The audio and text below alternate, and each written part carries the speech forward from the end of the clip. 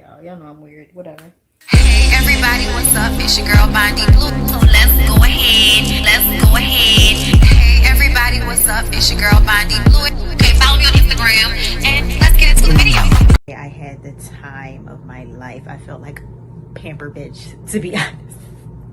I felt like I was the celebrity. Like I was the one being well taken care of. So yeah, there's nothing about this trip that I can say I did not like. I liked everything. I liked everything. And if you want to see pictures, girl, go online. If you want to book a vacay, go to Reset by Design Wellness. And trust me, you are not going to be disappointed. Not at all. Ain't no way. Loved every minute of it. Thank you so much, Reset by Design Wellness. Thank you so much, Bondi, for giving us all that opportunity. And I hope to see y'all on the next trip.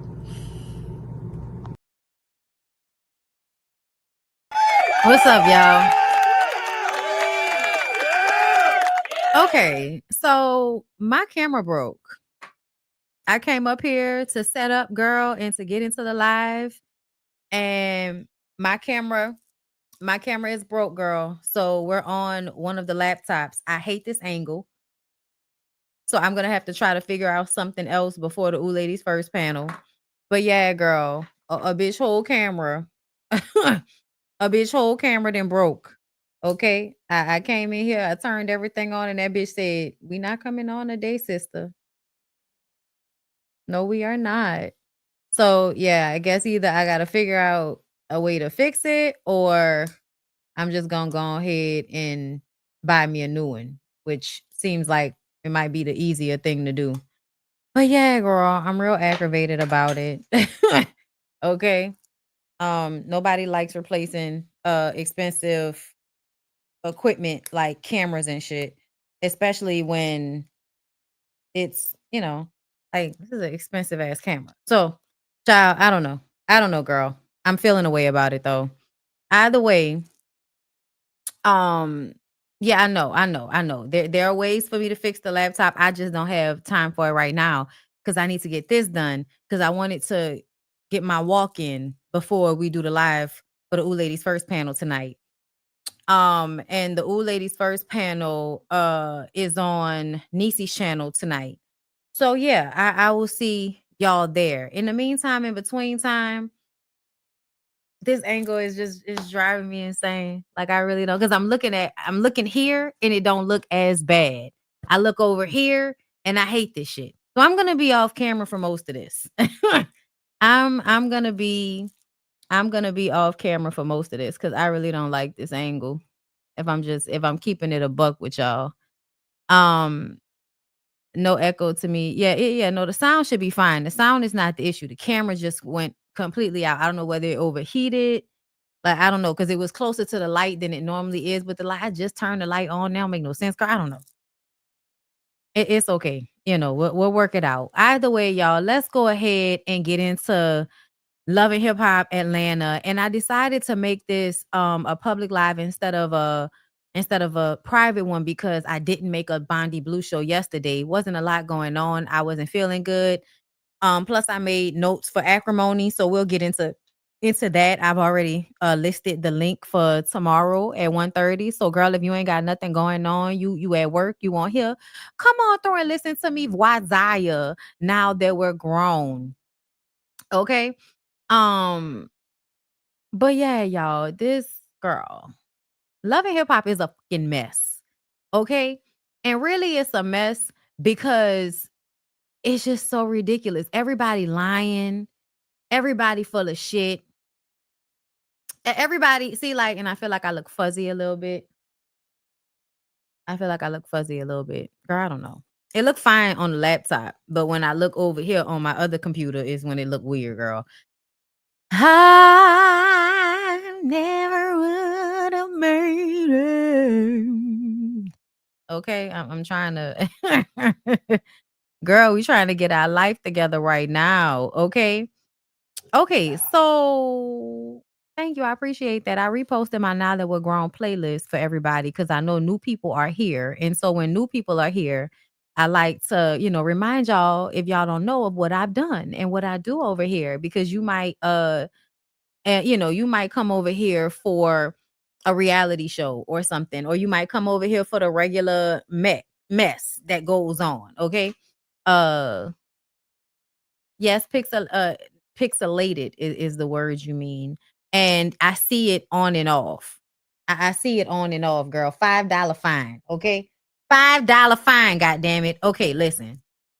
We just gonna roll with it. We'll see how I feel. Y'all can hear me though. So, love and hip hop. Let's get into it. I want to get the sad shit. I want to get the sad shit out the way. And the sad shit is that Sierra miscarried. So that's sad. Okay. We sorry for that. This isn't the first time. Look, I can't even help but to look what my camera normally is. Bitch, get your life together. I've been set up in such a particular way for so long. It's so weird to, be doing something different. Sierra miscarried. This isn't the first time. She says she's had a few miscarriages with Zay, and she feels incomplete. Oh, also, y'all, just so y'all know, somebody asked me, and thou shall receive. Okay, we will be rating these husbands. That's gonna happen at the end of this live. We're gonna rate the husbands. Okay. Yes, God. We're gonna talk about why I put them in the order that I put them in. All right. And what order they are actually in. Okay. We're gonna get into all of that as soon as we're done talking about the specifics of the episode. Cause girl, I have opinions. All right. So as I said, matter of fact, hold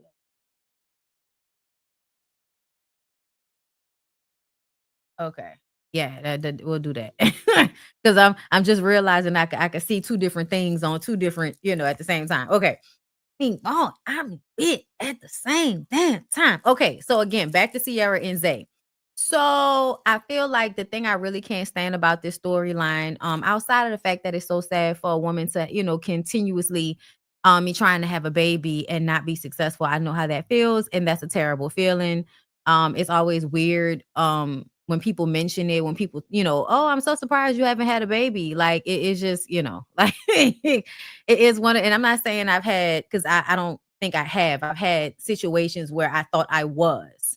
But even that, like if you get excited and think you are and then find out that you're not, especially when it's like, oh, my period didn't come, and then eventually it comes, or you have a weird period, like just all of those different things that happen with women's bodies is such a touchy subject. And the way people often feel so comfortable referencing it is just very like, I don't know. Like I feel like there's a lack of social decorum when it comes to how much we love just talking about women's wombs all the fucking time. Like it is very, very weird to me.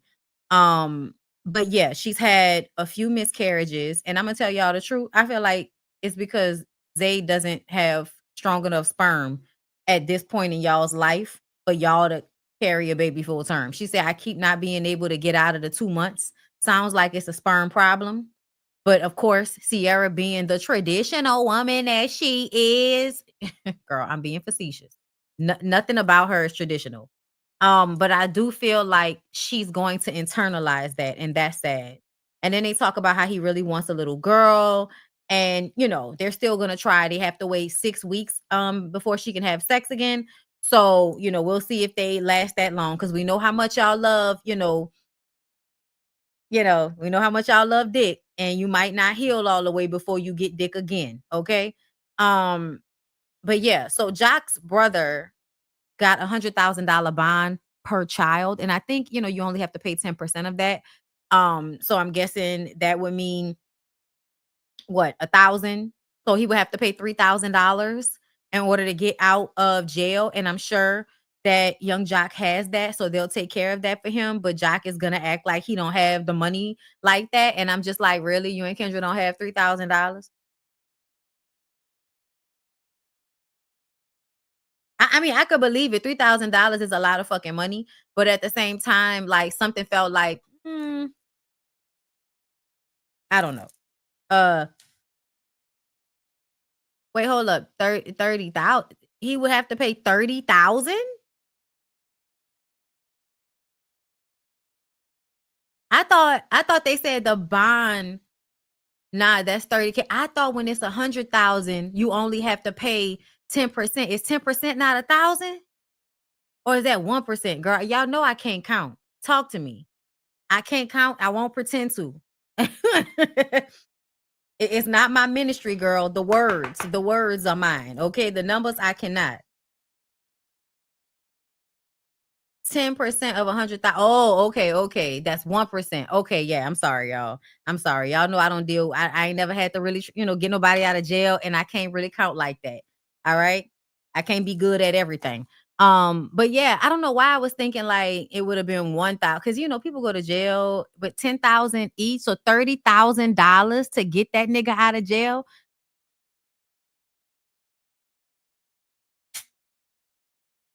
No, they take the percentage from the final total. Okay.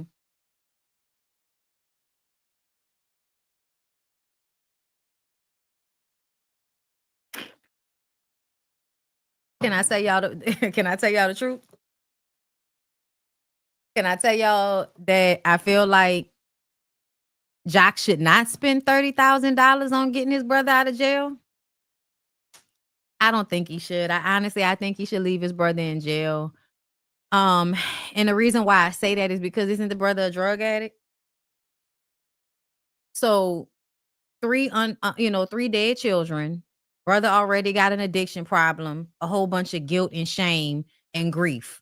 I feel like he might be better off if they leave him in jail. Because if they get him out, he could possibly, go relapse if he hasn't already. He might go hurt him. Like you just don't know. I feel like him being in jail might actually be for the best. And I do not think that Jock should go into $30,000 a debt in this situation. Not in that way. The lawyer's fees, sure.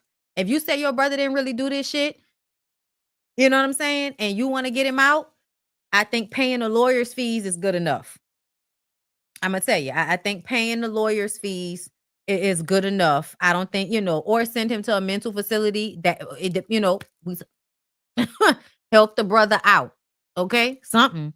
But I damn sure don't feel like he should be, running to spend money on somebody that getting him out might not be worth it. I'll say it like that, meaning that he might get in more trouble. It doesn't feel sincere, and the sympathy grab voice is way too much. Yeah, I ain't gonna lie. Sometimes I feel like Jock does this, and Jock has had like a lot of serious messed up things happening in his life recently. But I also feel like I know men. I know men, and I think men do have real feelings sometimes, y'all. Like I don't think Jock is a sociopath, okay? But I also feel like men better than anybody know how to weaponize their emotions in order to get what they need.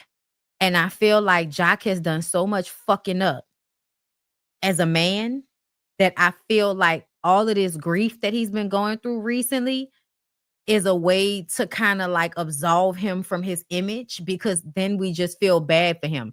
And I realized that once I put the list together about how I was rating the husbands on Love and Hip Hop Atlanta, which again we'll get to at the end of the review. But I'm praying for everybody involved because I feel like that's just such a terrible situation. Either way, I don't feel like that man, purposefully unalived his children. I feel like it might have been neglect or something. They said it was an electrical fire. So I'm not understanding why the brother is being charged. Because the brother has a history of drug abuse and because people don't like poor black people. I think that's why. At first they weren't going to charge him, and then they decided to. I think they must have looked into his history and thought, well, this is a possibility because they think just because people do drugs, that mean that they liable for murders and stuff. I don't know. I don't know. Because that would not be my first thought that, oh, you was in here high and, you know, a fire 3 kids, my God, today. No, I would be trying to figure out why is there, it's negligent. That's how I imagine they wanted to charge him. But I'm like, where's the fire stuff? I mean, child, I don't know where they live. But sometimes I feel like people that live in lower income housing get fucked over so often. It's really ridiculous. Like, was their apartment, was the place that they were staying up to code? Because a lot of places that poor people can really afford to pay for are not always up to code.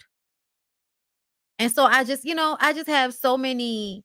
Meanwhile, that boy just drowned when the daddy was watching TV and no charges. Y'all know what it is. It just depends on where you are and who you know and all of the things. But I really hope that everything is okay with that, because I mean, I just think it's terrible, and I really am wanting to believe that it was an accident, and I don't think they should put that man in jail on top of the fact that he lost 3 of his children. So I have empathy for the brother, regardless of whether he was on drugs or not. Like, that's terrible. It's a terrible thing to go through. And then if you really did do all you could, and because I think they said the brother almost died trying to save them. Because like sometimes you don't, what if he was just downstairs asleep and then you start smelling in the smoke or something like that because ain't no fucking fire detector went off. And then you go upstairs and now they trapped and now you can't get them out. Like anything could have fucking happened. But I feel like it's a sad situation either way. And I hope that Jock is able to get his brother out of the situation. Moving on. So let's get into the meat and potatoes of the goddamn episode. Okay. Some of the crew is in Dallas for Erica's show this episode. Erica and her girlfriend Dro are there to tell her parents that they want to get married. I feel like way too soon, but I know how the lesbians love to U-Haul. I've done it myself. I'm gonna leave y'all alone. Okay. Erica's dad is a pastor. So sometimes pastors look like pimps. Sometimes pastors look like hoes. Erica's daddy is somewhere in between there. Okay. I'm gonna just say it like that, colored beard, in good shape, look like he's in some type of what are you in dentistry? Like, what are you in? Like, he came in there with the with the scrubs on, okay, with the shit on his head. I was like, yeah, that nigga look like he got a few young women, okay, on his line. He looked like he's smelling good, got a nice clean place, and fucking out some 26-year-old woman somewhere. Like, that's what it feel like to me. Okay, get his blue pill popping. We going ham in the bedtime. Okay, Mr. Nasty Time. That's the vibe that the daddy was giving. Okay. I don't know if the parents are together, but it's given if they are together, that mama was Sheila going up a mountain to save her marriage. Okay. So Jasmine, Jessica, and the other Erica, I think last name Racine. Is it Erica Racine? I can't remember what nobody's name is right now. But I think that's Jessica's niece, and also the other woman that they said Mendeecees was trying to get with. If I'm correct on that, girl, I don't know. Okay, the strippers that be in the background kind of like y'all all look alike a little bit. But Dro is also a rapper. They met on tour. Red flag. Erica got Dro name tattooed on her. Red flag. Erica and Dro take Jessica with them to her parents' house for dinner. Jessica tells her parents about the tattoo. The daddy is mad that his name not on her body because the mama's name is on her body. He just feel left out. I hope that was a joke. That's a red flag. I don't know why. It just made me feel that way. I can't explain it. I might be wrong. It's how I feel. Jessica tells her parents that she is planning on settling down. And it seems as if, even though it's been a road, that her parents are good with her being with a woman. Okay. They are welcoming of Dro, and they're good with the relationship as long as she is happy. Yes, the BBL is a red flag. The baby hair, red flag. It's a lot of red flags all over the field in Erica Banks' life right now. But we still really like her. I want to be clear. I like Erica. Okay. And I love me a little, lesbian situation. I sure do. Okay. I think Dro is, a cute stud. She's cute, girl. But she looked like she with you partially for clout. Not because you're not attractive, not because like you are a catch of a woman. But I think some people are leeches. Some people are looking to use you, or what I'm saying, for their own betterment. And I hate to make it seem like this. Y'all, I want to be wrong. I think I'm probably wrong, and somebody's going to tell me I'm wrong. And I'm fine with being wrong because I want to be wrong. But what it feels like to me, when I'm looking at the two of them, Dro look like somebody that's probably close to damn near homeless. I hate to say it like that, but you look like a hobosexual. and you met her on tour, you also rap, it feels like I can use this relationship as clout to push my music career, because that's what a lot of you hoes do on TikTok. Okay.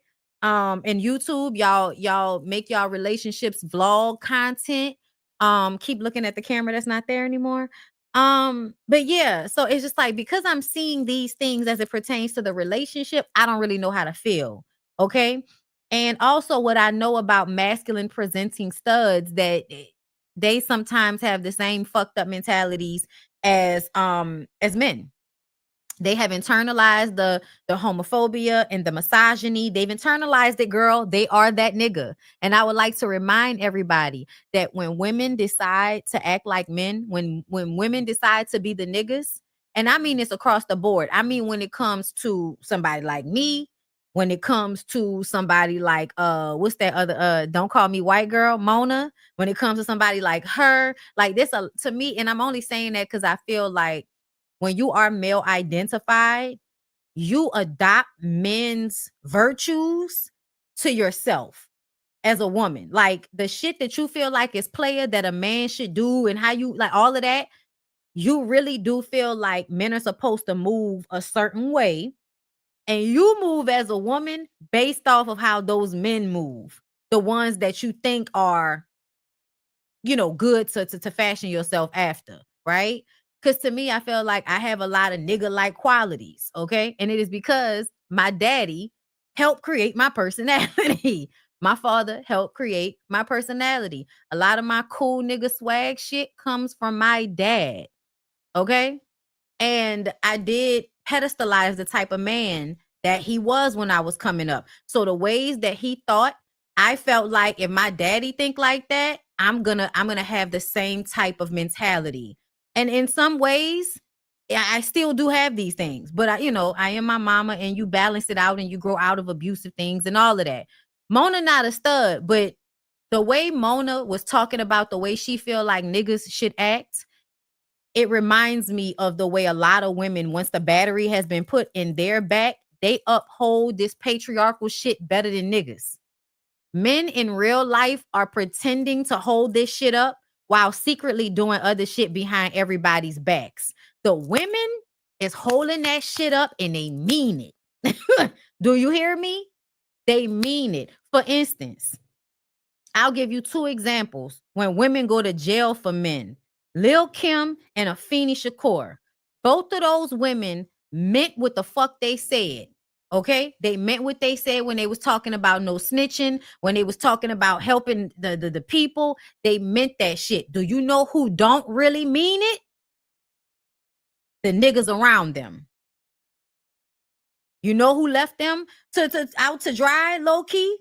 Like, was y'all really visiting Lil Kim when she went to jail? Because I don't know. I don't really see Lil Kim with you niggas the way she used to be before she took that time for y'all. But Kim took time for some niggas. Went to jail over staying quiet over some street shit about them niggas, protecting them niggas. Afeni Shakur went to jail behind the Black Panther Party. And them abusive dopehead niggas left her in jail to rot while she was pregnant, after she helped get them off.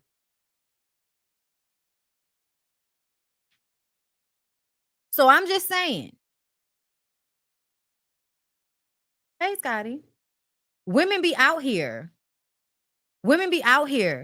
pedestalizing and holding this shit up more than men do. They be about that shit sometimes more than men do. Yes, Mona definitely follows code. Yes.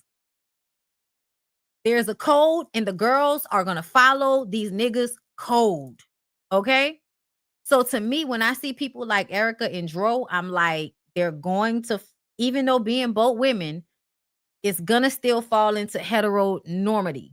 It's still gonna fall into Erica Banks getting with a fuck nigga that has a coochie. That's what it feels. That's what it feels like. And that's not to say that Erica Banks is gonna be perfect in this situation, but based on what we know, Erica Banks is the one coming to the table with the most to offer. Okay? Okay?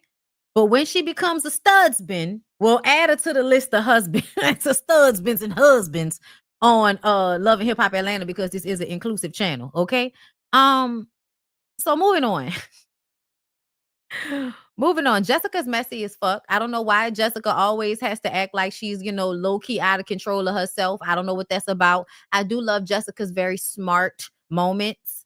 Because I feel like Jessica will have I'm the ditzy, but sometimes I say the most simplistic smart shit, and everybody else in the room seems to be, confusingly stupid. Like, y'all know what I'm saying? Like, not all the time. Jessica be working on my nerves sometimes. Like, this was one of those scenes where it's like, why do you always have to act like the person that's so out of control all the time? Like, I think sometimes people lean into a personality type, but then also I feel like it's a lot of Black people that have not been diagnosed with the issues that they have. Okay.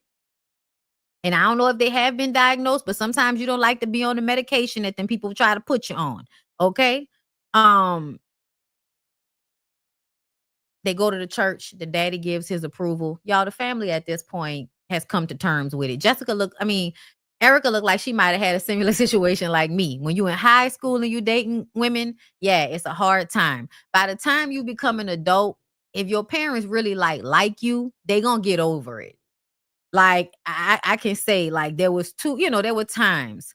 And it was so funny to me because I feel like my mama said something to me after my daddy. Like, my daddy was all like, a big blowout happened in high school. I told y'all about what happened when they outed me at prep and kicked me out and all of that shit. So it's not like we don't know what's going on here. Okay. But by the time I got to college and we were actually acknowledging it, my dad was like, hey, just don't go up there and get caught up with them little girls. And I'm just like, you don't have to worry about that, sir. I'm going to get caught up. But these grades will not slip. Okay. I don't know, I understand everybody's different, but when it really comes down to it, y'all, ain't never been a day in my fucking life that my depression about any relationship or anything that was going on got in the way of what I had in mind for myself when it comes to school, grades, when it came to working my job, caring about my jobs, like none of that. Like, I was just like, yeah, nah, I'll be okay. I'm still going to work. Like, y'all know how I was so shocked sometimes when I hear people talk about how they was going through a heartbreak and then they called out of work. I said, you called out of work over some fucking feelings?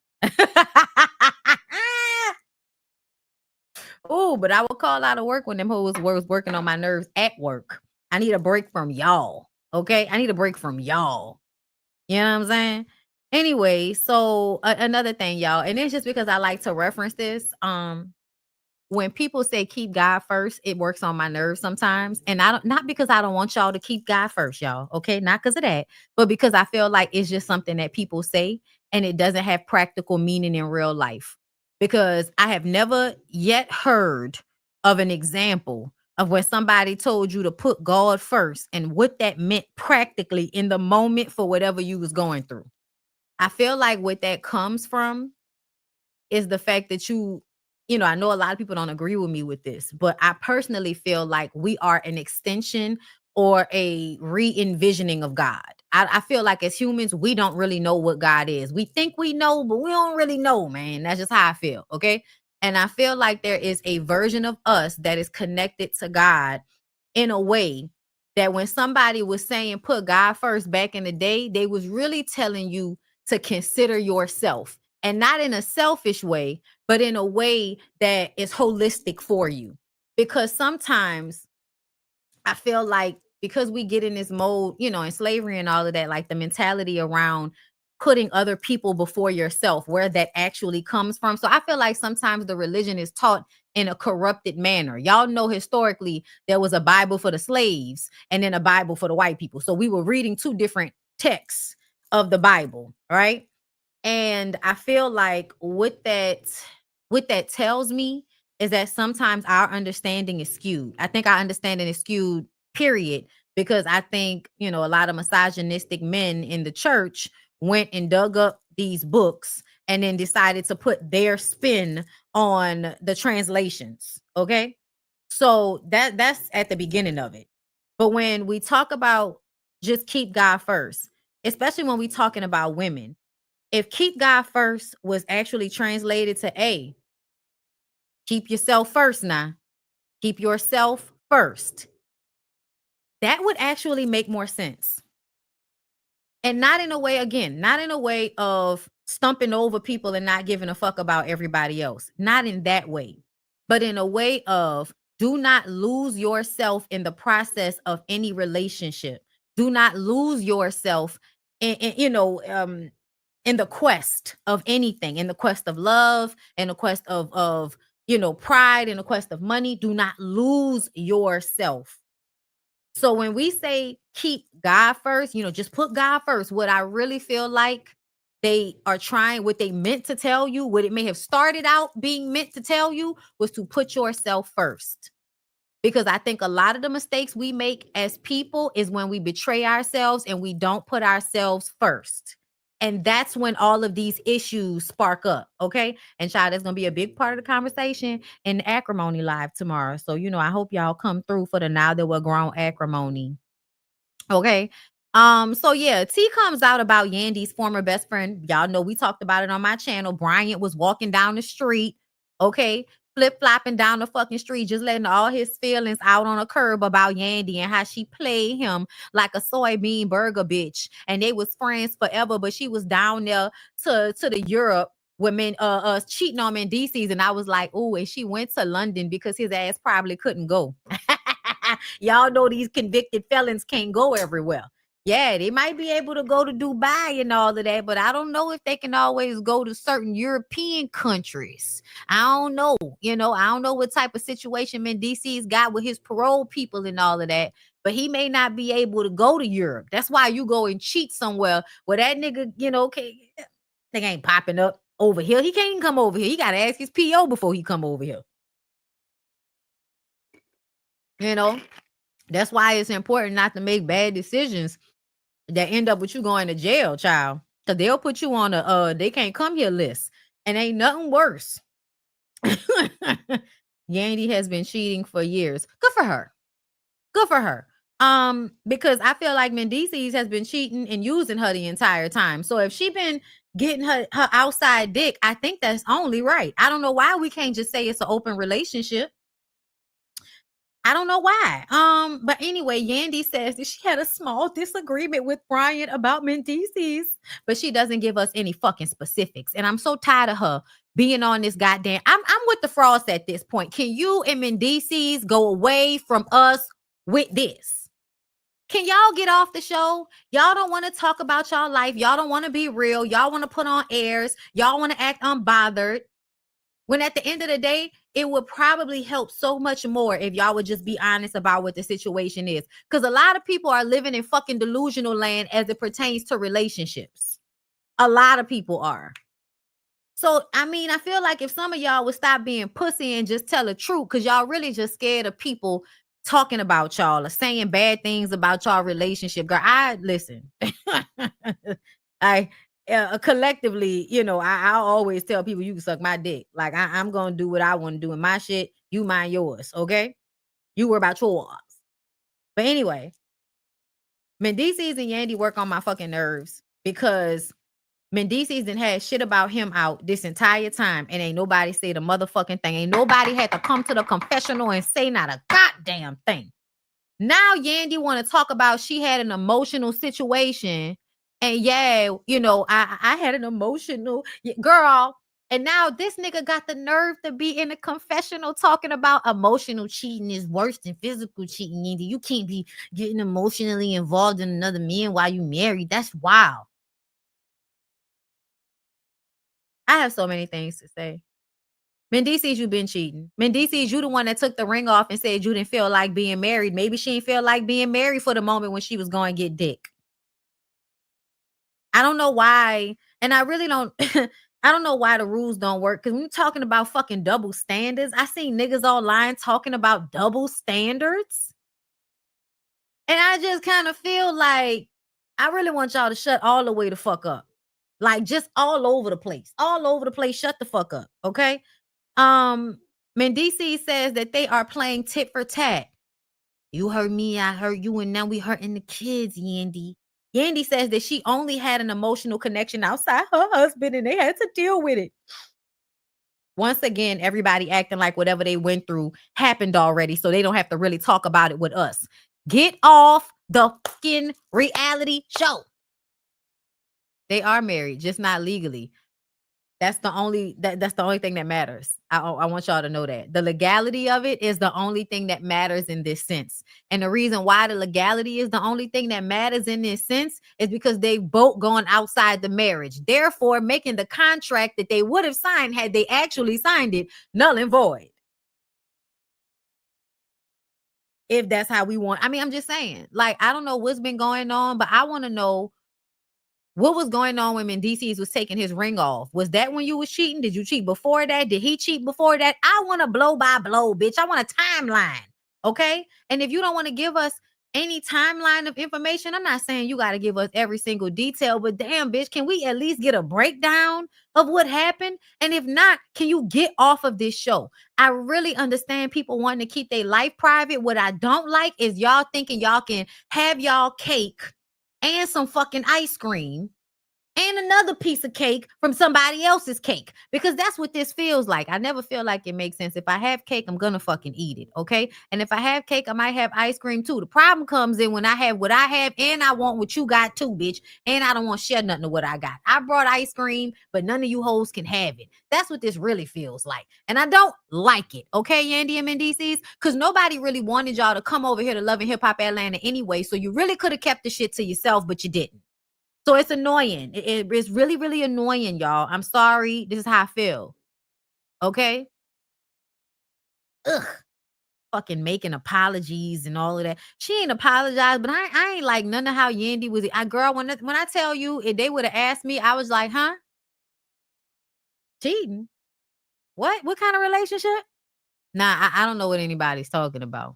And I would have actually talked like Mendeecees when I said it in a confessional. I don't know what anybody's talking about. I don't know what anybody's talking about. That guy's lying. That guy's lying. Like, you had plausible deniability. Brian ain't put shit out that was 100%. You know what I'm saying? Like, he ain't show us no, hotel dick and pussy pictures. So at the end of the day, that was plausible deniability, bitch. You could have kept the lie alive. I would have handled that shit just like that nigga did. That's why I say there's some of us that can actually do it. We will keep a code, okay? Tell me what you want me to lie about. Okay, I'm not in it. I'm not in it, girl. A former friend of mine, I was just like, girl, look, you got to tell me what you want me to lie to people about, okay? Because I'm going to tell the truth if they come up to me. You better let me know ahead of time what you want me not to say. Listen. Because if they come up to me asking me, I'm going to tell the truth. Anyway, so she says, okay, he says he cares more about respect over love any day. And so when he said that, I would be like, so do you respect me? The fact that she has never asked him, because he's like, I love you. But then when she says she love him, he's like, no, I want respect because I want respect over love. And I'm like, Mendeecees, that's some ignorant shit for you to say. And that's how we know you really shouldn't have this family life that you pretend like you value so much, because for you to feel like that, it means that you really don't value what's important in life. If you think being respected over being loved, if you think those two things are separate, first of all, that's one thing. First, you think these two things that I believe are mutually exclusive are not. Let's start there. So you feel like you love Yandy, but you don't want her love. You want her respect. What that means is you want her to do what you want her to do. That's what that means to me. I don't know what love means for you, but I didn't like that he said that, and it made me feel like, so that means that you love her, but you don't respect her. You're able to separate those two things while she's telling you that she has to respect you because she loves you. And he's sitting up there talking about, I just value respect. Nigga, I would like for you to know the niggas who you think respect you are not going to do anything for you when your old ass needs somebody to really be there for you. You walking around real smooth right now. But please don't forget, you're in your 40s. You lived a hard life. And so once you get into your 50s and 60s, shit is going to stop working. And then you're going to need somebody that loves you, not somebody that respects you. Because the truth of the matter is, men that only have respect and no love end up alone. End up somewhere where nobody smelt their body for a couple of days because they cared more about fear and control, yes, Nana Bliss, than they did about how they left the people around them feeling. And I'm just like, you know, respect is a great thing. Please don't misunderstand me. I value respect, but I also feel like when it comes to my spouse, when it comes to my family, respect and love need to come hand in hand. My nigga, you sound crazy. You sound crazy. To me, it sounds like a way for you not to have to respect her, but to require respect from her. And I think a lot of men think like that. A lot, yes, that is toxic masculinity. For you to feel like, oh no, I value respect over love. I don't know why you feel that way, because love is the only thing that will have a woman getting sprayed in the fucking face so that your ignorant ass can have heat in the prison that you're in.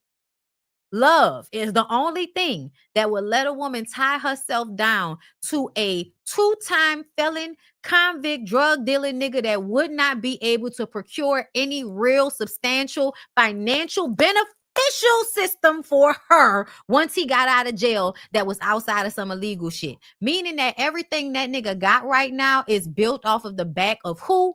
Yandy. And listen, this is just what it is. It feels like Yandy doesn't have respect for herself. That's why he don't respect her. That's what that also feels like. And I wish the women would respect themselves and love themselves, because I think those two things go in tandem. I wish that they loved and respected themselves more than they love and respect these niggas that do not respect them, and I really think don't love them at all, but see them as somebody that they can use. When he said, you know, you're going to always be my family, I felt like they was having two different conversations. I feel like they were having two completely different conversations. It almost made me feel like they edited something out of the scene that we saw, because she was like, well, then stop blocking me on social media. Stop not wearing your ring. And he says, listen, you do right, and then I'll unblock you. When he said, you do right, and then I will unblock you, as if that nigga has not been playing in your face this whole time. Yandy. Like, I know everybody wants us now to believe they did the same thing with Kirk and Rashida. The nigga done spent decades dogging your ass out, or however many years. 1 year, 2 year, 3 year, 4 year, 5 year, 6 year, bitch. Like all these years of being in these relationships with these men that seem as if they don't really respect you or love you the same way you love and respect them. They dog you out. And then now when you finally get catch back, if you had catch back, or if you like Kirk and Rashida, you pull something out of your ass so y'all can act as if y'all are on equal footing, so that people will take their foot off these niggas' necks, because that's what be going on. That's what this really feel like, Yandy. Like you're using this situation for them to take the foot off Mendeecees' neck. And instead of Mendeecees being like, I'm gonna protect my wife, like he could have took the same energy you took with him. You stood, them people opened up a clip on Mendeecees when it came to that cheating shit. And you stood in front of him and took all of the hits, sitting up there talking about dry your tears. It was me. Girl. When I talk about separating yourself from your fucking deadbeat ass husband, this is what I'm talking about. Let them niggas take their L's.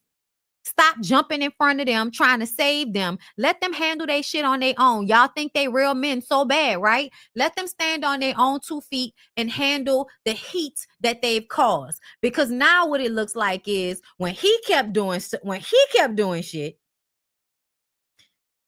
Oh, no. Precious, please don't put me in this situation. I would never do any of this. I would never do any of this. I would have left those lame ass niggas a long time ago. Like, first of all, I'm not sticking in there with some nigga in prison. That's for one. I'm not doing all of that baby mama bullshit. That's for two. Let's see. I'm not dealing with no nigga going to jail. That's for three. It was just a lot of shit that I wasn't gonna do. Okay, it was just a lot of shit that I wasn't gonna do. That means I wasn't gonna be in no situation like these people here, wherever they at. Okay, I wasn't gonna be. I wasn't gonna be on this. Okay, this is not the life that we live. Okay, we don't do jail shit. In general, we just don't do messy shit. Okay. We are very, very chill people. Okay. So don't ask me about us when it comes to this, because this is just ridiculous. Okay. This shit with Kirk and Rashida, ridiculous. Real deal ridiculous. Real deal ridiculous. I'm just not the type of woman that can handle all of this public humiliation and then still jumping in front of a nigga trying to save him and all of that. No, no, no, no, no. No, no, no, no, no, no, no, no, no. Let me tell you something. My mama liked me a little bit too much for that. I really do feel like what it boils down to sometimes is that it go back to one of your parents, not liking you or something. And a lot of times it's your mama. If your mama liked you at least a little bit, you're not gonna be out here, treating yourself like this. Like, I be wondering, girl, who treated you bad, Yandy? Who did it, girl? Because Mendeecees is a signifier that you don't really like yourself that much, girl. She don't love herself. I'm just saying, y'all, Mendeecees been dog walking the fuck out of Yandy for years, and she been standing on the front line getting maced for him. And now she gotta be the one to stand on the front line yet again about some cheating shit when she could have kept her fucking mouth shut just like that nigga did. I ain't taking no fall. Fuck out of here. He ain't take no fall. I ain't take no fall. None of us have anything to say. If he don't have nothing to say, I don't have nothing to say. I'm sorry. Girl. And I could have never been Kirk and Rashida because, first of all, the first time Kirk decided to get on national television with 3 women in a bed, and then the second time after that, what the second situation after that was, I'm pregnant after you just cheated on me on television, whether it's fake or real, nigga, I'm humiliated. I'm pregnant now. And then you secretly go and get our baby tested to make sure that the baby, nigga, you don't like me. You don't like me at that point. I'm so sorry. I would have been going around season 2 or 3. Like, we're in season 10. This is season 10, y'all. 13. I'm sorry, season 13. This is season 13 of Love and Hip Hop Atlanta. I would have been gone in seasons 2 or 3. Girl. No, it was a bed. It was a bed. They started out in the hot tub and then it went to a bed. This show is scripted. I swear I saw Yandy mouthing Mendeecees lines. The show is scripted, but I still think the things that are happening and they're just reperforming it for us, for the cameras. But some of this shit happened. So you know how they say they think that Kirk and Rashida are lying about him having a baby outside of the relationship. The real word is that somebody got pregnant, but they did not have the baby, and the Jasmine situation is fake. That's what everybody says. In that, he still got a bitch pregnant. You see what I'm saying? So even with the things being somewhat untrue that we're seeing, I think what's actually happening in these people's relationships, yeah. Because look at what happened with Bam and Scrappy. Then people got married. Then people got together. They had children. We saw the shit happen with Diamond and all of that. And then they broke up and they got a divorce. Like, then people was together long enough that we know it wasn't really just about a reality show. You know what I'm saying? That's another thing. They didn't know if their shows was gonna come back after COVID. So it's just a lot of shit that make me feel like I don't think that these people are faking a lot of this. I just think they're reperforming it for everybody else. I heard the Jasmine on the show is not Cannon's real mother. I heard there's not a Cannon and that it's still not Jasmine. Child, I don't know what to believe at this point. But what I do believe is that the actual bullet points are happening. Okay. Let me see. Where was I in my notes? So she says that they are not perfect, but they are 2 people that are fighting to stay together. Yandy, I'm so sorry. I want to hold your hand and tell you I think you're the only one that's fighting. I don't think Mendeecees is fighting for you guys' relationship at all. I think he's fighting to keep. I think he's going to allow you to do it. I think he's going to just sit back and let you do it. That way, as long as you continue to betray yourself, it won't be his fault. It's another version of plausible deniability, right? I know that I'm allowing you to make these sacrifices for me, even though I really don't love you the way you love me, but I'm not going to stop you. I'm just going to let you do it. And then when you turn around and you're angry and you're bitter, you're going to blame yourself as if I didn't let you do all of this shit. Because he could have been left her. He could have been left her. He could have been said, I don't want to be in this marriage anymore, but he doesn't. He doesn't. He holds her on a string and allows her to decide what's going to happen while not really making as much of an effort as she is. That's how I feel. They're not really fighting. And then another thing that she said when she was talking, she says when they moved to Atlanta and she wanted to stay in New York, they were fighting to stay together. Y'all, that I think Yandy, that was passive aggressive, but I think Yandy wanted us to hear that because a lot of us think that Yandy being on Love and Hip Hop Atlanta was because Yandy wanted this. We would automatically assume that the woman who is connected to the reality show would want to be on a reality show. But when you really think about it, didn't Yandy want to stay in New York and get into politics? But what is Mendeecees gonna do in New York but get back in trouble? I think, and I'm insinuating this based on what she said, but it low-key feels like Mendeecees is the one that wants to be on the reality show. Mendeecees is the one that wanted them to move out here to Atlanta to be on a reality show because this is the only way he was going to be able to make some money for himself that wasn't directly connected to Yandy's ends. If they stayed in New York with Love and Hip Hop ending, I don't think he would have been able to keep up the money, right? But them both being on Love and Hip Hop Atlanta, I feel like it pulls Yandy away from the serious purpose that Yandy might have had or might still have. And it gives him time and space to make some money in Atlanta, get some new hoes, set up some new footing in Atlanta. And that way he could live to his standard. Because if he was living in New York, I don't think he would be able to live up to his standard without Yandy. In Atlanta, it's a little bit cheaper. Even though it's still expensive, it's not as expensive as New York and the type of life that Yandy is living in New York. So when Yandy said, I wanted to stay in New York, I think she was being very intentional when she said that because I think Yandy is passive aggressive and is very smart. And I think she kind of threw that out there to let us know that he's the one that wanted to come to Atlanta. He's the one that wants to stay on the show, but keeps acting like it's her. That's very interesting to me.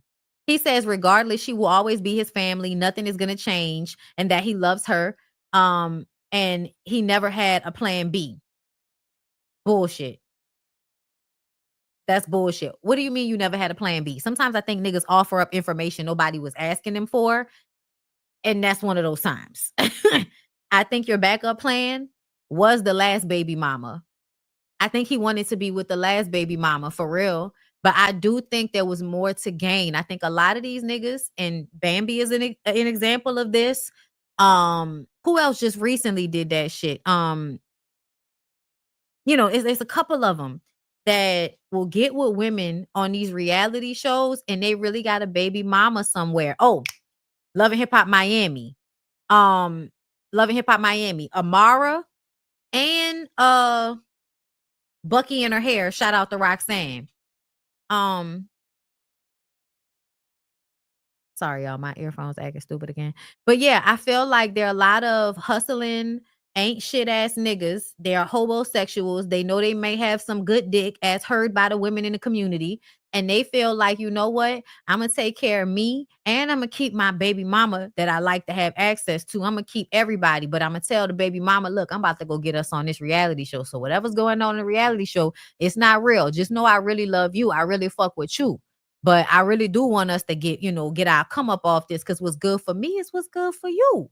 So let me go do this and just keep it cute. I think a lot of them go do it. I think a lot of them go have these relationships with these women. Trina, Bucky and her hair, bam. And I think the women, because the women are catches, it's not like these aren't beautiful women. Like nobody has to pretend to be with these niggas. Tasha K said Mendeecees is a stud. That tracks.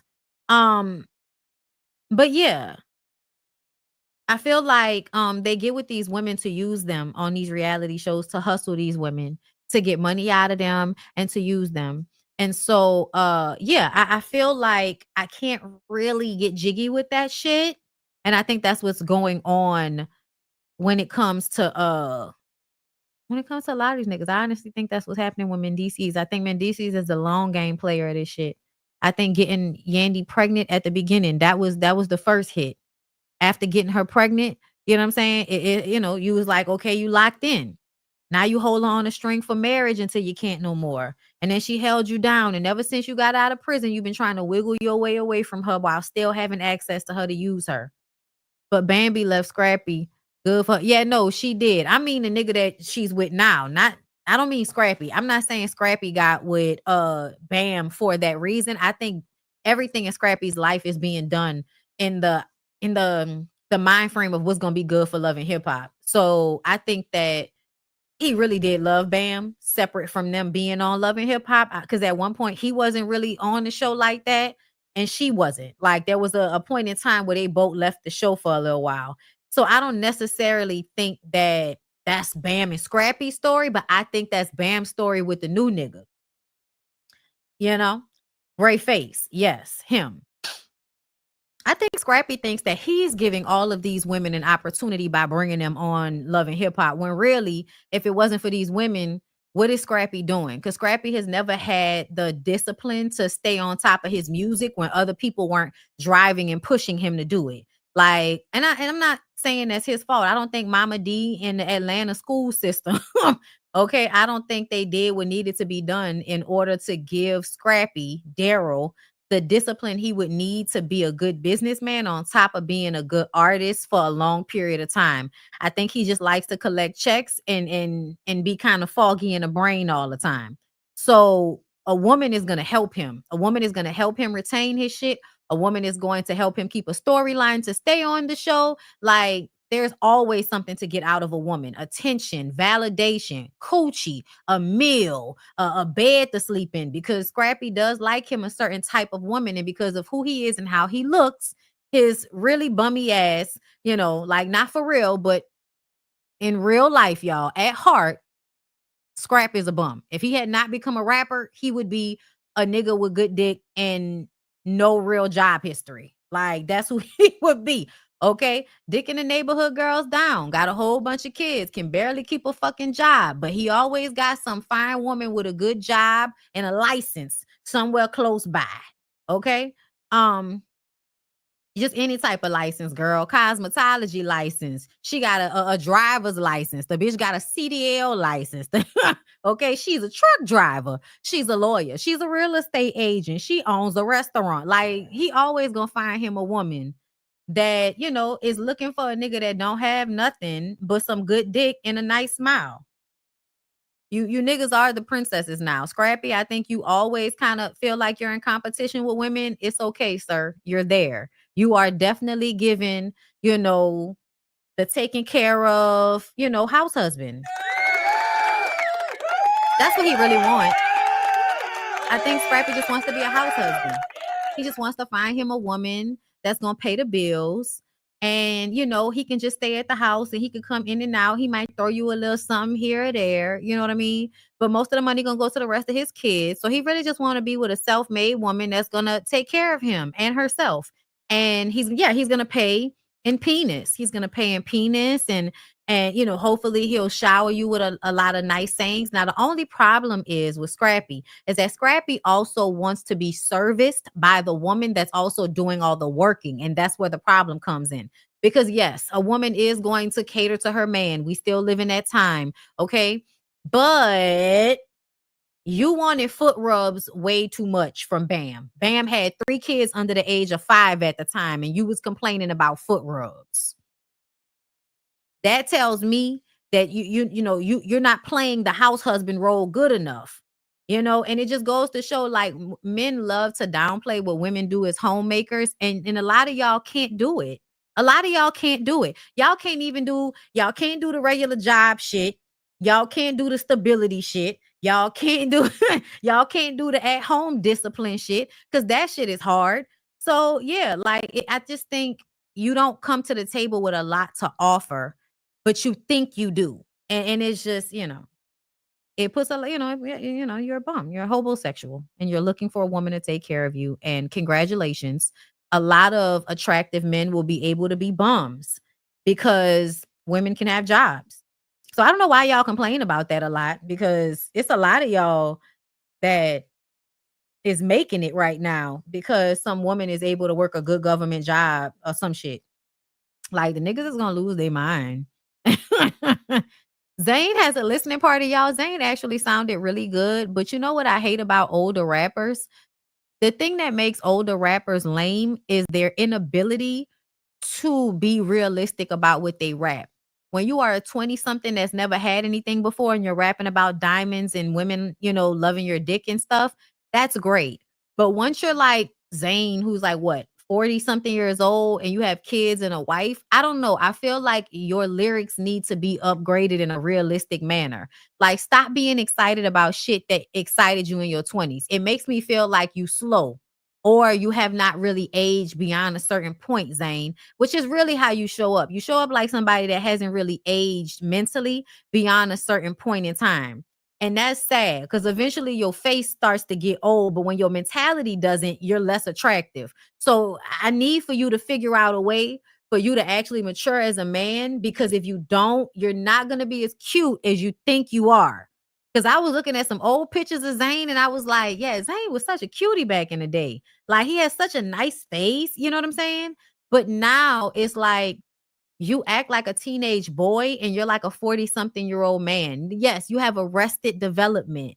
And it's really sad because, like, I think a lot of women can look at men and be like, potential, you could see it because there's talent, but they just don't evolve. And so even though they have talent, it's almost as if because they're not always trying to stretch in the talent, they just want to be good at one thing and they don't want to have to stretch beyond that. They lose it to some extent, right? That's what it feels like to me.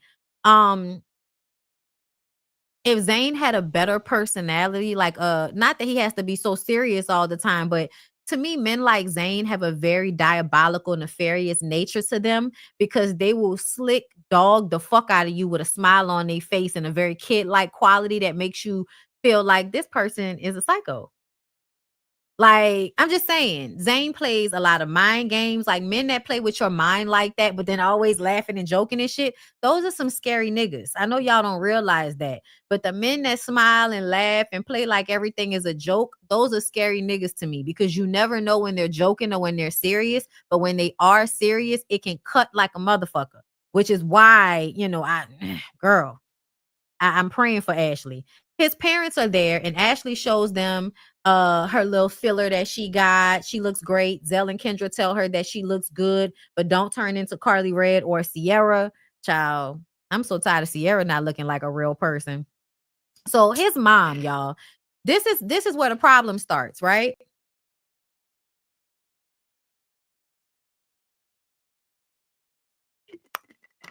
The problem with Zayn, his mama. I don't know what the childhood was like, but the mama is a problem for me. Apparently, his mom says that she knows Ashley has Zayn's back because she would have a very hard time with her if she didn't have his back. But she loves her to death. And it sounds like to me, you had to watch that girl be abused in some way by your son in order for her to prove her love. And so now you deal with her and you pretend as if you love her and you having an affection for her, but you really don't like her. You really like the first one better. And that's because, excuse me, that's the one you was with the longest. But essentially, as a mother, you in some ways see yourself in the position of woman in his life, which is why you would even have an issue with Ashley, because you do feel like you're in some competition with whatever woman he's in a relationship with, as if these roles are interchangeable. And I hate that because I really don't like that. I don't think that the roles of mother and woman or wife, whatever, are interchangeable. I don't. You're his mother. She's his wife. Those are two different roles. Those are two different roles. And at some point, you do not need to be the type of mother that feels the need to check women about whether they are safe for your raggedy ass son. That shit bothers me because you know your son is a manipulative, lying, cheating little asshole. If you know your son, then you know that. I don't even know your son, and I know that. So it's very annoying to me for you to have an energy with Ashley like she has to prove that she's good enough for your raggedy ass son. I'm sorry, but I hate when parents aren't real with themselves and with their children, because really what it makes me feel like is that you are jealous and having some type of, covert incestuous relationship. And y'all, that does not mean anything physical. It means emotional. It means enmeshment. It feels like you did not properly separate from your growing child at some point, and now you have a codependent relationship that makes you feel uneasy around women that he is having sexual romantic relationships with. You need to get that together. That's dark. We gonna see more of it next episode, y'all. Cause next episode, child, that was a fucking mess that I saw in that preview with Ashley telling that lady, you need to be real with your son and tell him who his real daddy is, bitch.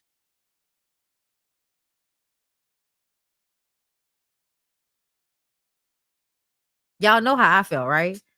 I felt like, y'all remember Medea's Big Happy Family? Right? That was Byron, right? Y'all remember when Byron was sitting at the table and they was having that conversation? And he was like, Big Mama, you used to watch that, baby? And everybody was like, because it was him. He's the baby. And he's just, what? Huh? Who's the baby? Nigga, you the baby.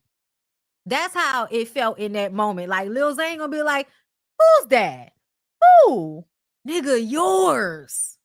Yours, nigga, you. That's what it felt like to me. I don't know. We gonna have to see. But Ashley started going off about how she feel like Zayn mama don't really like her and prefers Michelle over her and knows Michelle's kids' birthdays. That's not even Zayn's kids, but don't know her children's birthdays. I said, child, it is given that. You don't have to get into it right now. It's on a calm down. Scrappy and Jock tell 24 Hours about Mendeecees saying that the frauds have an obsession with his penis and how he could have the main course, aka Rashida, if he wanted that. He didn't want no side order with Jasmine. And I'm like, I really don't like the way y'all talk about women, because the truth of the matter is no nigga is cool without his connection to a woman. And I'm just talking about overall. No nigga is cool without a connection to a woman.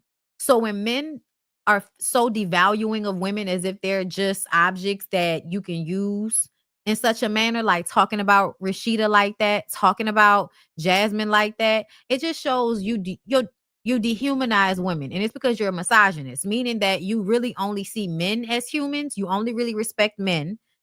You don't respect women because you don't fear them. You need fear in order to respect. A lot of men feel like that.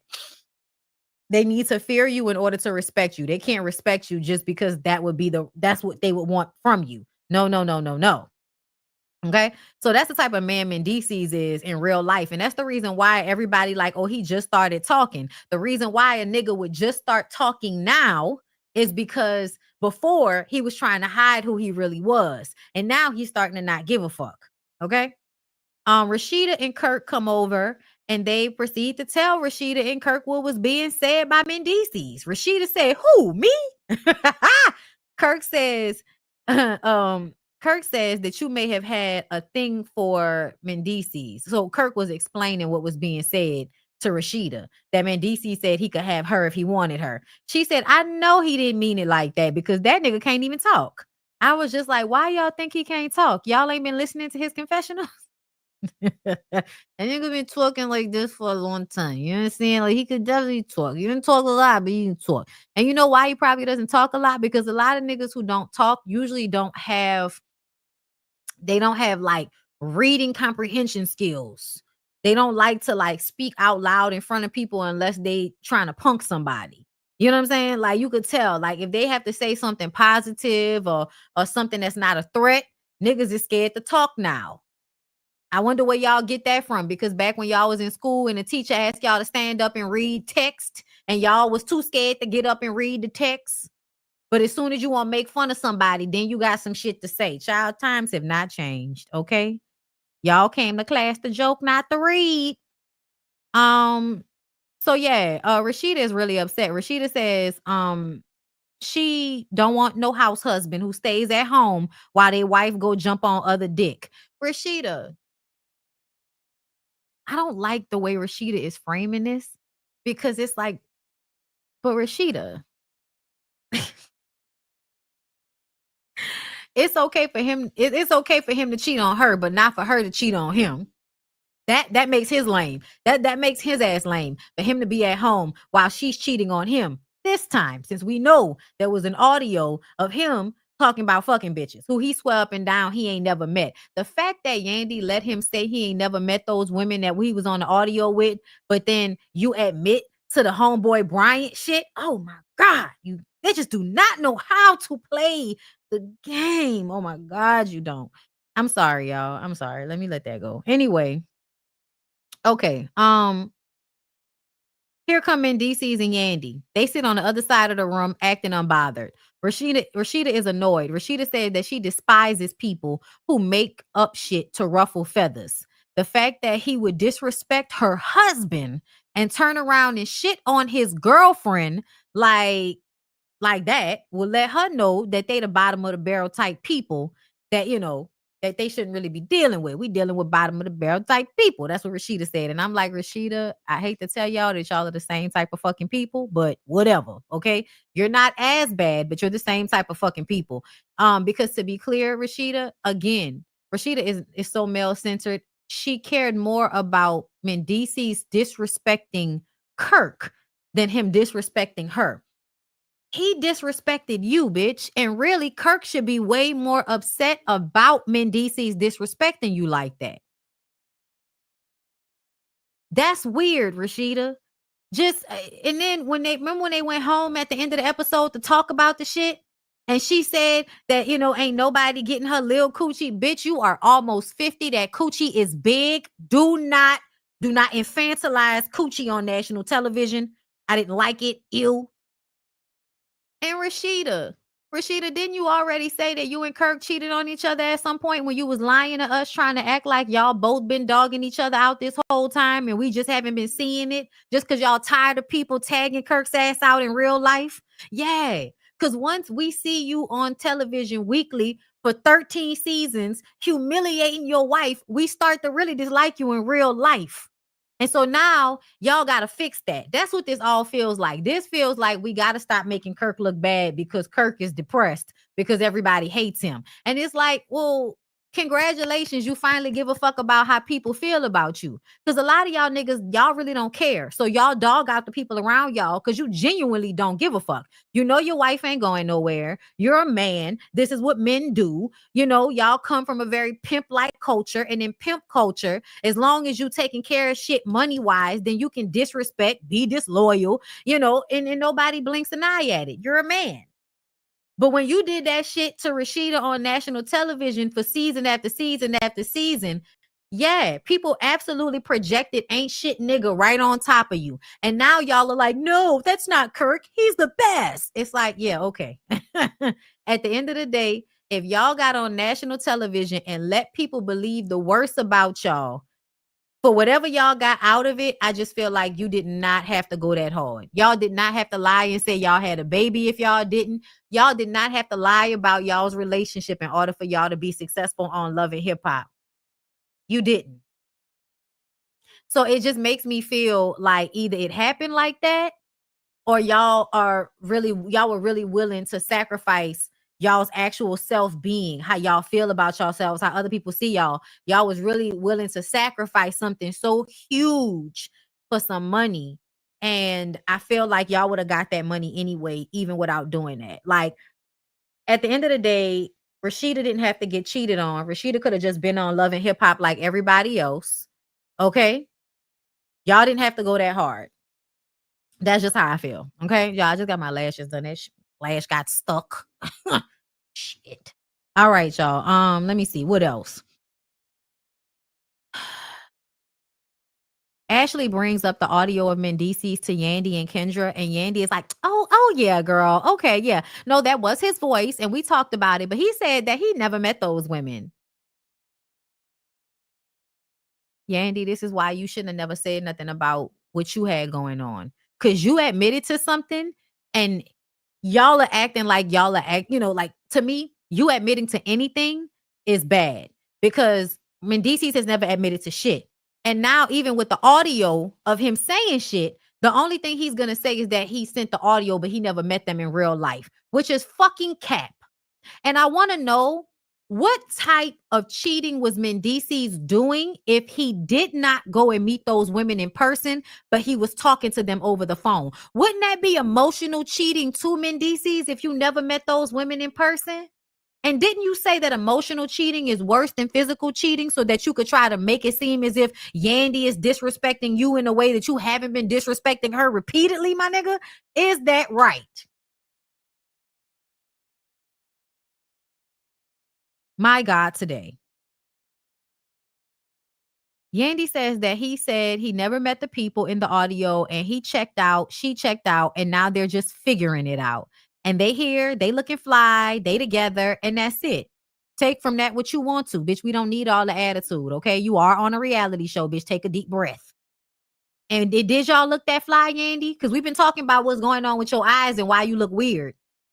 Ashley asked if they have an open relationship. Oh, hell no. Hell no.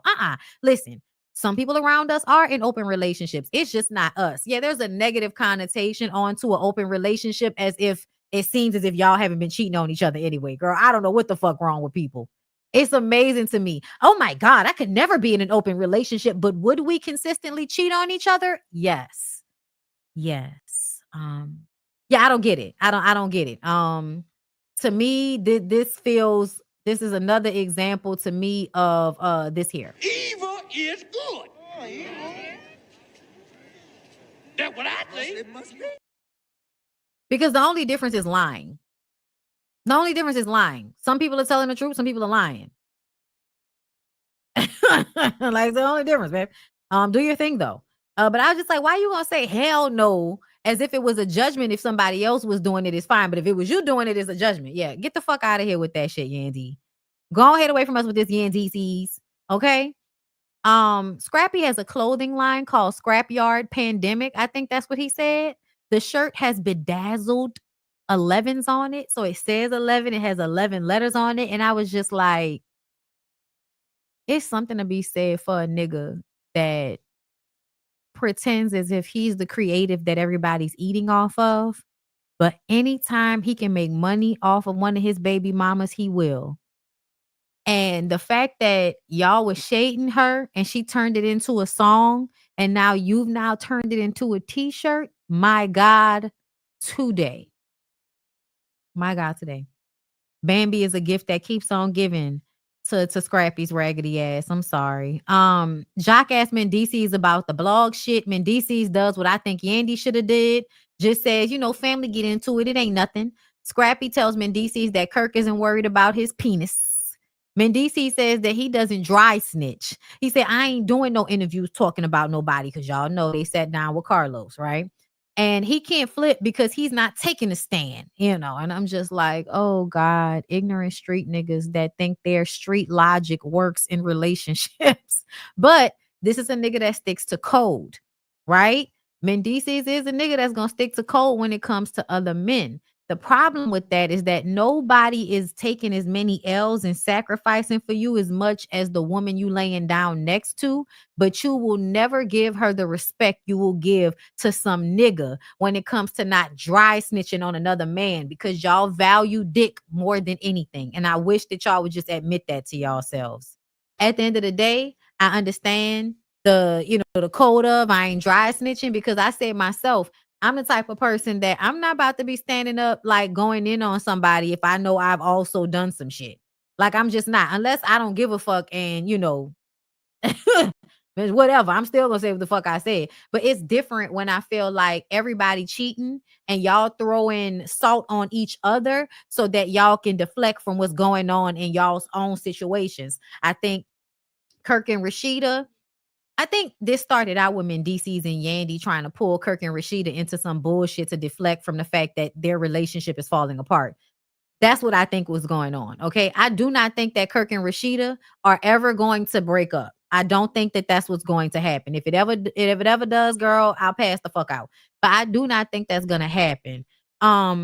And the reason why I think that's not going to happen is because Kirk is not the type of man that is stupid enough to care more about how other men feel than how Rashida feels. He may not care about how Rashida feels when he's comparing it to his own wants and his dick, but Kirk is never going to like do that. Oh, I'm putting these niggas above my wife shit. Kirk is too old for that. I think Kirk is at the point in his life where he knows I'm closer to needing somebody to wipe my ass than not. So I'm a stick for where my bread is buttered. That's why Kirk and Rashida will stay together, because essentially Kirk might cheat on Rashida, but Kirk is never going to be putting no dick over Rashida.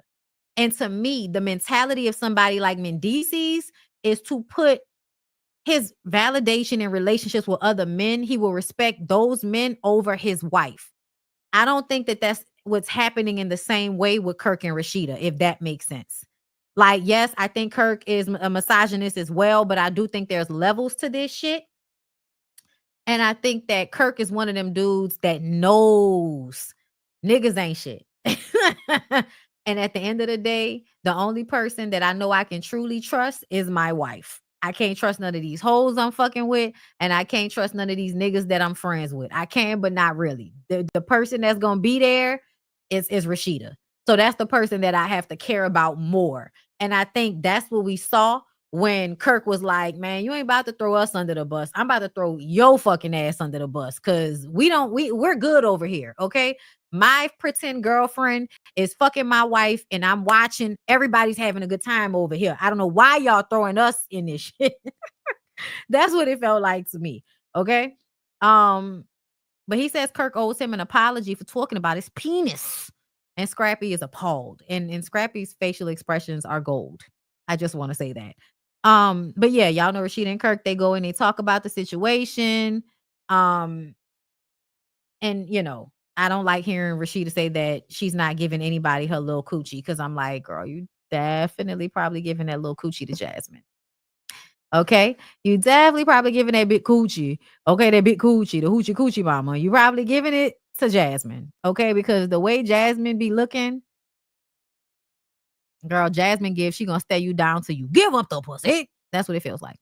So let's go ahead. And y'all know I've already talked in my BondyBlue shows about what happened with the Kirk Frost family. I know that Kai is the person of interest right now. I don't know if anything else has happened with that, but for right now, I'm tired of talking about that because it's a lot of confusion. I don't like the way the deceased boy's family came out. I don't like how they did that shit. I feel like it wasn't even enough time for them to let the police do their job before they got their asses on the internet and started posting shit, which I feel like can only cause more problems than it's worth. You know what I'm saying? So that whole situation, we gonna wait and see about that. Sierra was putting people on blast because she said she was having an event and Mendeecees came in there with Eric trying to get back at her about something, when really she could have sprayed him for the woman Angie, the married woman Angie that Mendeecees has been cheating with. And I'm like, that makes sense, because that's somebody that's got just as much to lose as him. So that's somebody that's never gonna come to the front. Right. And Sierra was like, I've been seeing it. I've been had pictures of the shit and never said nothing because I like to mind the business that pays me. But essentially, y'all are on a reality show about y'all's relationships, and this is the business that pays you, Sierra. So if you did want to put it out, you could. Now, I don't know what happened, but I feel like she ain't put nothing out. Okay. But yeah, y'all, he's the wanted suspect now. Yeah, that's what I thought I said. What did I say? Girl, I don't know. Anyway, they looking for the nigga. Okay. But yeah, that's really all that's going on with the Love and Hip Hop people. Now I want to get into rating these husbands. Da-da-da-da-da, da-da-da-da, da-da-da-da-da, da-da-da-da-da, da-da-da-da-da, da-da-da-da-da. Let's rate these fuck ass niggas. All right. Let's start from the top to the bottom. We're going to start with it's best to worst, okay? And I'm starting with the best because I feel like, the worst needs more explaining. So I'm going to put Zay as the number one husband on Love and Hip Hop Atlanta right now. Yeah. Yeah. And the reason why, hold up, let's go to his let's let's go to his page so that we can see, because I want to look at his page. I didn't want to just see him from Sierra's page, but I do feel like Sierra is over there building a man. Yeah, girl. I'm not exactly sure what business Zay has been in since he got out of prison, but we do know that they've been on magazines together. Hold up, I'm about to pull it up. They've been on magazines together. He has 30,000 followers on Instagram. I feel like Sierra is basically building a man over there, right? They go out, they travel, they do a lot of posting the looks. You know what I'm saying? That's what they do. Hold up, y'all. My computer about to die. Oh, God, today.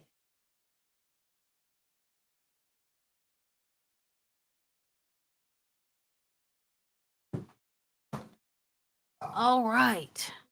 Hold up. Did you like the video or y'all just watching me from the bushes? Okay. All right. So let's take a look here. I just want to what that's a picture I wanted to pull up. The one that I used here is a good picture too. But y'all can see what it's given. Okay, y'all can see what it's given with Zay. So what I'm seeing here, okay, this is a nigga that you just got out of jail. She's probably footing the bill for almost everything. She's helping him get his own money, social media wise. And you know what? At this point in time, I have no problem with anybody building a man as long as that man is built properly, meaning that do not embarrass that lady. Do not let her put all of that effort and money into you for you to humiliate her, play her out, or use all of her money on some weird shit, basically on bitches that will come back and disrespect her because, hoes like to do that. So as long as he's willing to be a good house husband, then yeah, I'm gonna put Zay at the top because we don't have any other information on him. Okay. He seems to really like her. He seems to really care about her. I know he had a little tea with the mama, but you know how they explain that shit away. So yeah, I don't know if this relationship is gonna last. And I feel like just because we saying something nice about this nigga right now, something will come out soon. But either way, we're gonna put him at the top of the list. Okay. Dum dum. All right. Dum dum. So then I'm gonna give y'all hold up, where's my shit at? I guess I'll just do that one. Yeah, I think something moved. Anyway, the next one, number 2 on the list, y'all, Young Jock. Okay. And the reason why I'm putting Young Jock as number 2 is because everybody beneath him, I think, is worse. And I think that essentially when I see Kendra and Jock, I feel like Kendra doesn't look like what she's been through with Jock. And I also feel like I think as disrespectful and ain't shit as Jock can be, I do think that he likes Kendra. I say like, I don't say love. I feel like Jock has a good work acumen. He's a hustler. I think, when it comes down to it, he is what somebody would call a family man. You know what I'm saying? Like, I do feel like he's going to show up for his family members. Like, he's going to be a cheater. He's going to not always take accountability or responsibility. He's going to have circular arguments with you. He's going to tire you the fuck out when he wants to dominate and win an argument. But he's going to be nice sometimes. He's going to be right. He's going to be funny. He's going to have a good personality. Y'all are going to go on fun trips. He might really be good at sex because he's a whore that has a whole bunch of kids. So, those are good things. You know what I'm saying? Like, maybe has good dick, is a good hustler, is really good when it comes to music. You know what I'm saying? Takes relatively good care of himself. He could do better. He goes back and forth with trying to stay on that dad belly shit. You know what I'm saying? So yeah, out of all of these niggas, I'm gonna put Jock at number 2, okay? Just because I think he comes with about a wider percentage of good shit. He comes with a wider percentage of good shit. And I feel like the bulk of the disrespect has happened just over time with different women. Things have happened with Kendra, yes, repeatedly. But I think Jock was already the fuck nigga before Kendra even showed up to the party. You know what I'm saying? So he's just consistently a fuck nigga. So it's not the same as us watching, for instance, Mendeecees and Kirk and Rashida go through shit all of these years. You know what I'm saying? Yes. Hey Diva. Yes, Kendra and Jock are fighting fuck. But there is some balance in the way they're showing up as individuals. I'll say it like that. Meaning that Kendra don't look like she don't want to be there. You know what I mean? She doesn't look like she was necessarily groomed to be there. Yes, the church that she grew up in, her household did the grooming for Jock. But essentially, she gonna scream and holler and give him a hard enough life to make up for the things that he does. So it is what it is. But yeah, I think Jock's personality, music quality, hustle mentality, like just overall, Jock has more positives to himself than a lot of these other niggas. So for instance, Zayn being right under him. Zayn is right under him because I feel like Zayn is a poor whore. And there's nothing worse than a nigga that depends on you financially, that's also cheating on you, that's also shorter than you, that's also laughing and smiling in your face as he plays and as he plays with you and low-key treats you as if you're someone that's not deserving of more respect. Like, but on the back end, I think Zayn probably is good in bed because he's giving whore, right? Zayn used to be cute. So Ashley off rip is getting somebody that she already had a crush on. I do think that Zayn has good qualities about him somewhere in there. He's another one that seems to care about kids that aren't necessarily his. There's a family kind of man, which means these are the men that may be, they may not be the best, but they don't just desert, right? Like that's the people we talking about. Like Jock doesn't just desert. Like, yeah, you may not be there all the time, but you claim all them fucking kids, okay? You got child support right now because of all of the kids that you gonna claim. If you gonna have it, if you gonna find out, Jock is gonna claim it. Okay, Jock is never gonna have y'all out here like that's not my baby, not for too long. Okay, Zayn ain't even really bringing Ashley no babies, so that's why he's number 3. But we think he's a whore. We think that he don't always have the money right based on how him and Ashley came on the show. And but I do think that something is happening when Zayn and Ashley are alone. I do. I think something happens between Zayn and Ashley when it's just the two of them. And that's old school player shit. Old school player shit is to emotionally validate the woman in private so that everybody else is confused about what the fuck is going on but the two of y'all. Okay, like that's really how it be sometimes. Like you like, girl, why are you putting yourself through this? Why are you going back to this nigga?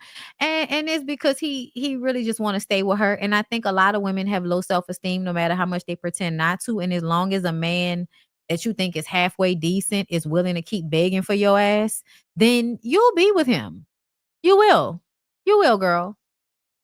It's okay. You know what I'm saying? Ashley got, is getting a little finer out of it. She got her little filler. She got her some new hair. Like Ashley looked like her life is upgraded since her and Zayn got on the show. So that's another reason why she's in the number 3 role. Like their relationship, him as a husband, is in the number 3 role. Because again, not as much damage has been done on camera as some of the rest of the people that we're about to get into. Okay. So that's your top 3. Zay, Jock, and Zayn. Now let's get into your bottom 3. Kirk. Well, obvious reasons, right? You you cheated on, and then I'm not about to do this. Oh, it's not real. It's not real. Bullshit. We're going based on what we know from the show. What we know from the show. You are your wife's manager, but you also treated her like you didn't really care about her music. And I think that was a way to keep her from fully growing past you, because whenever women get on reality shows, they could possibly grow past their men and leave them. I think Kirk making Rashida feel like her music was too lame to be worked on really kind of solidified her ending her music career. And I would leave it alone if that was just it. That wasn't just it. Because when it came time to open up the store, he didn't want to support her opening up the store. Like, that's what they gave us on a reality show. Then, on top of the cheating, you secretly tested y'all's baby as if she was cheating on you the way you were cheating on her, which we know that was not the case at the time. Then, after that, you turn around and you pop up with a new apartment with that other young girl who turned out to be gay.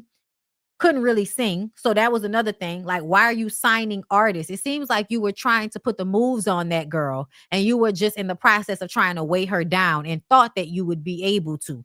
That's what it was given. Okay. A lot of pimp / manager shit going on with New York niggas, right? Kirk is one of those. All right. Then after the Ashley situation, then we get the Jasmine situation. You didn't had a baby with a bitch in some of this time and we didn't know. Whether it's real or fake, we dealing with the Jasmine situation. And then come to find out you texting Jasmine again like you still want to fuck her. So what it really looks like is that Kirk is able to do whatever the fuck he wants to do.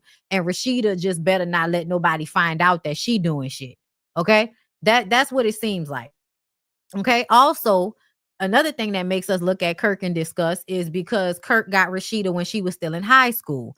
I do not care about that bullshit y'all talking. She said he used to come and get her from the fucking school, which tells me you was a nigga out of school, a grown man coming to get a teenager because you saw value in her. Another thing is, again, with the pimp thing, I think Kirk was always looking for some young dumb woman that he could make money off of. A lot of the pimps transitioned into being managers when hip hop became more prominent. Okay. A lot of them were trying to take girls out of the strip club. If you can halfway sing or rap, I can make way more money off you if I can get you on some stages and sell some merch and all of that shit. Niggas definitely was doing that. That's why you was getting your Erica Menas and all of them, all these women with no talent, but beautiful faces or nice bodies with some sleazy manager nigga just trying to fuck them, but also put them in some type of lifetime 360 deal. Okay. Yes. Jocelyn Hernandez is another one. Okay. So because Kirk to me comes off like a pimp, like manipulative, exploitive nigga. But the reason why he's not the worst of the list is because Kirk maintains financial stability. Kirk maintains being a present father to Rashida's kids. And then once this shit happened with Cannon, which we don't know to believe that or not, we don't know. But the shit with Cannon, you are still in the boy's life, even if you're not there all the time. You don't just completely say fuck everybody, okay? But essentially, I think Kirk and Rashida are holding their financial family stability business together better than most. Like the fact that y'all have multiple businesses that's not just yours, Rashida's, it's also Kirk's. Kirk's has his other shit going on. Kirk, like all his cars and shit. They got their house in the Bahamas. Like, if Kirk wasn't the type of man that he is, they would have lost everything because men will help you lose shit. Men will help you lose a house. Men will help you lose a business if they're not the right type of man that is going to value that business that y'all are trying to build. That's why Kirk is number 4, because he values the business of marriage and he values the value of women that can be exploited for his benefit. So shout out to Kirk for being number 4. Scrappy is number 5. Scrappy is number 5 because Daryl is a child, ultimately. Daryl is a talk about it, not really be about it type person. Daryl is like a whiny baby on some level. Like, he doesn't take any real accountability for anything. He can apologize in one moment and then later on blame you for the very shit that he apologized for. I feel like we saw that when it came to him and Erica. It doesn't matter that those women are stigmatized and will always go back to fuck him and get emotionally invested in the relationship. He still mistreats them and doesn't hold up his end of the deal in every single relationship we've seen him in. He felt like he was doing good enough by putting Erica on Love and Hip Hop, so that meant he didn't have to pay child support. That's crazy. Love and Hip Hop wasn't paying y'all enough for you to feel like you did not also have to pay her child support. And then when you mad at the mama, you go pick up the baby and send a baby by your mama house, but that don't mean you always there with the baby. So you a fuck nigga in that way. In a way of, oh, I like the fuck women, you know, all deep, look them in the eyes with my loose bottom lip, you know, and tell them how much I love them and I want them to have my baby. Like Scrappy is 2010's baby boy. That's exactly who he is. He is baby boy. You got you know, weird ass relationship with your mama. It seems as if your daddy just threw his hands up and said fuck you and your mama at some point. So you grew up in a whorehouse, which means you probably were taken advantage of at an early age by some grown ass woman, which means you have a very traumatic experience with sex and relationships. And then your mama was a pimp, so she didn't teach you how to value women or yourself. Okay. So she didn't teach you how to be financially responsible and take care of a family. She told you to be a pimp and treat hoes like hoes to be exploited. But you also want to be a family man and get married and have children, but don't know how to take care of that because nobody ever gave you the tools. And you got caught up on this red pill shit when you got in your feelings about your wife leaving you. I don't know when it happened, but a lot of Black men that before had a more player quality to them, they was a little bit more, you know, easy to deal with when it came to women. They didn't scream, I hate women so much in the late 90s and the early 2000s and in the 2010s. I don't know what has happened since Kevin Samuel's ass came and went. But in that time frame, a lot of older men that were kind of raised a little bit more player are now red pill. They want to be pillow princesses. I don't want to keep doing all of this shit for you, bitch. I want you to do all of this shit for me. And it don't matter how much I'm getting out of you. I still want to try to get more out of you than you can get out of me. I still want to be in some type of relationship where you taking care of me and I'm doing the bare minimum, but we all acting like that's not what's happening. That's what Scrappy be on. And that's very upsetting because at the beginning, what were we all doing? Rooting for you, fuck ass nigga. We were all rooting for you. Okay. We were rooting for Daryl at some point. I saw an old picture of Daryl. I don't know why we were rooting for him. It was the time that we were in, the 2010s, 2013 and all of that. We still was how we was in the early 2000s. We had not gotten to 2020 yet where we like, oh no, we got to stop this shit. The fuck is going on? And you know why? Because the shit that's acceptable in your 20s is not acceptable in your 40s. So if y'all are still having certain types of immature mindsets that niggas should not have as grown ass men, now it's a problem in a way that it wasn't when you were 20 something. But now what it has taught us is to pay attention to the 20 something that's acting like that as well. If you 20 something and you acting like any one of these niggas, cut it out. Cut it out.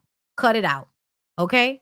So Daryl is at the bottom of the list because I feel like when Daryl is in serious relationships, when Daryl was with Erica, when Daryl was with Bam, like those relationships, even Diamond to some extent. Yes, he is a user, but I think he genuinely likes, on some level, like genuinely likes the women he gets into relationships with.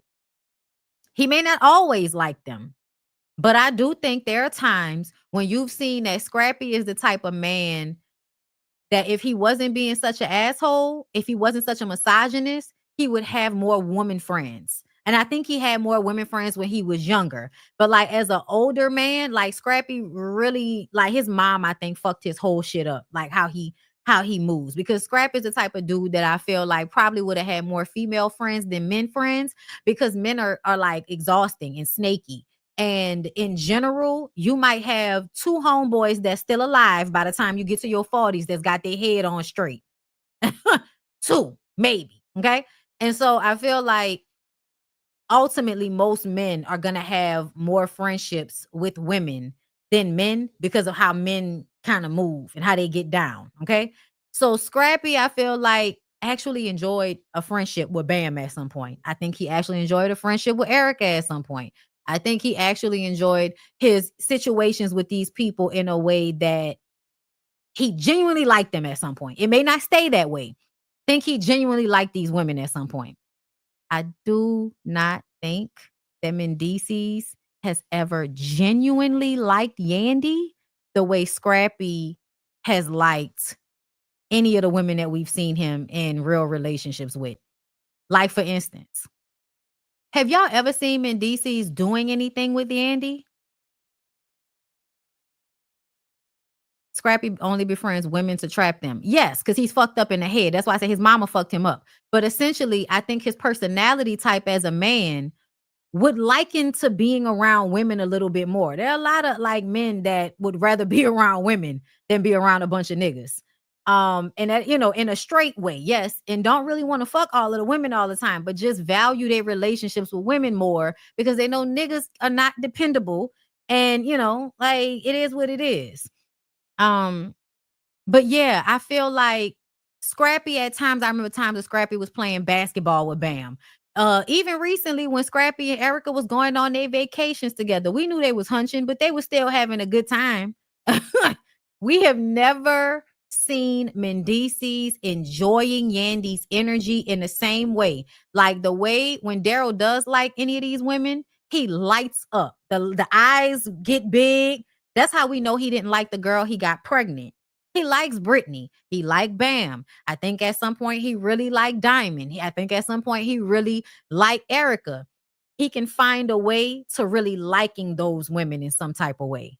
Mendeecees has never shown me that same enjoyment or like for Yandy.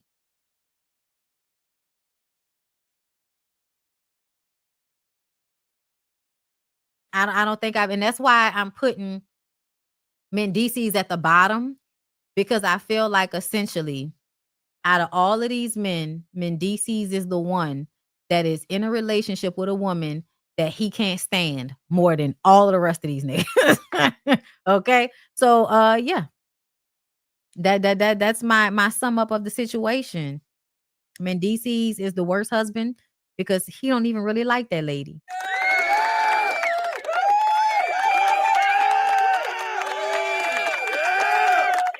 I'm sorry. It has never been a time where I have seen the two of them on camera where it looked like he was genuinely into Yandy in any type of way. I ain't never seen that man tongue Yandy down. I ain't never seen that man grab Yandy on the ass. I ain't never seen that nigga look at Yandy like I can't wait to tear your ass up later on. I feel like we have seen some energy like that from all of the rest of these niggas. Jock act like I might, only fuck with you for a minute, but I'm gonna freak your ass out. So for one, I think Jock got sex on his side, which is another reason why he's at the top of the list. Zayn is another one I feel like might have more of an emotional connection to Ashley. Kirk, I do think Kirk and Rashida have a friend-like connection with one another, and that's why they stay together. Even though he ain't shit, and I do feel like she was groomed at such an early age that the version of her we're getting now is really just based off of his programming of Rashida's mind, along with the 90s programming Rashida to be male-centered the way it did. Yeah. So, but still, I feel like Kirk and Rashida still like each other. Like it is what it is. I know it don't look like it, but I can see behind the scenes how these two people keep ending up together because they so much alike.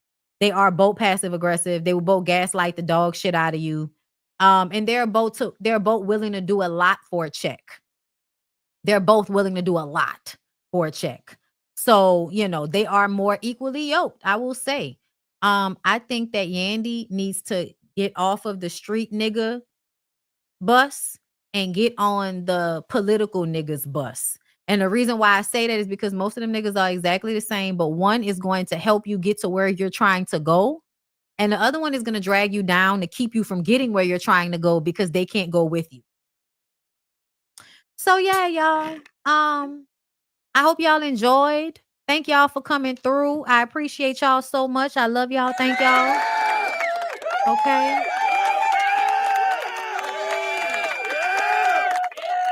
I'm really hoping that I can get my camera fixed. But I love y'all for real. And I will see y'all in the next one. All right. See y'all for Ooh Ladies First panel at 8:30 on Niecy's channel. See y'all tonight. Bye.